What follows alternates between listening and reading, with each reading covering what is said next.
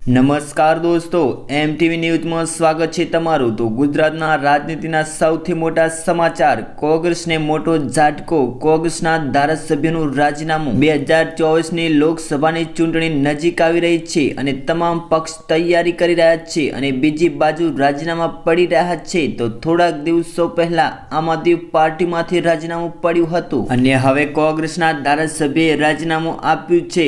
2022 વિધાનસભામાં કોંગ્રેસના 17 ધારાસભ્ય ચૂંટાયા હતા અને આપના માત્ર 5 ધારાસભ્ય ચૂંટાયા હતા અને ભાજપના 156 ધારાસભ્ય ચૂંટાયા અને બહુમતી સાથે સરકાર બનાવી હતી। અને હવે 2024ની લોકસભાની ચૂંટણી નજીક આવી રહી છે, તેવામાં કોંગ્રેસને મોટો ઝાટકો લાગ્યો છે। ગુજરાતના ખંભાત બેઠકના ધારાસભ્ય ચિરાગ પટેલે વિધાનસભાના અધ્યક્ષ શંકરભાઈ ચૌધરીને રાજીનામું સોંપ્યું હતું અને હજુ પણ કોંગ્રેસમાં રાજીનામાની ચર્ચા ચાલી રહી છે। તો તે રાજીનામું કોણ આપશે